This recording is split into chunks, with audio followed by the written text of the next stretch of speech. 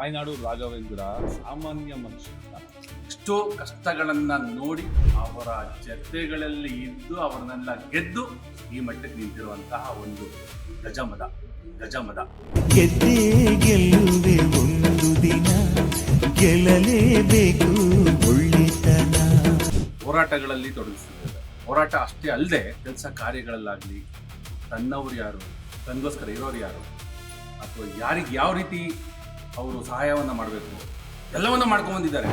ಮಣ್ಣಿನ ಮಗನು ಇವನು ಕೊಡುಗೈದಾನಿ, ಚಿನ್ನದ ಮಗನು ಇವನು ಅದ್ಭುತ ಜ್ಞಾನಿ. ಮನಸ್ಸು ತುಂಬಾ ಒಳ್ಳೆಯದು. ಈ ಒಂದು ಚೂರು ತೋರಿಸಿದ್ರೆ ಅಂದ್ರೆ ರಸ್ತಾನೆ ನುಂಗ್ತಾರೆ ಅಂತಾರಲ್ಲ, ಆ ರೀತಿ ಚಾಣಕ್ಯ ರೀತಿ ಇರುವಂತಹ ಬುದ್ಧಿ ಉಳ್ಳವರು. ತಲನಿ ರಾಮಂಗಿಂತ ಹೆಚ್ಚಿನ ಬುದ್ಧಿ ಇರುವಂತಹ ರಾಘವೇಂದ್ರ ನನ್ನ ಪ್ರೀತಿ ಅಣ್ಣ. ಜನಸೇವೆಗೆಂದೇ ಹುಟ್ಟಿರುವ ದೇವರ ಕುಲವು, ಇವರ ನೆರಳೆ ಬಡವರಿಗೆ ನೂರಾನೆಯ ಬಲವು. ಈ ಮಣ್ಣಿಗೂ ಇವರ ಋಣವೈತೆ, ಪ್ರತಿ ಉಸಿರು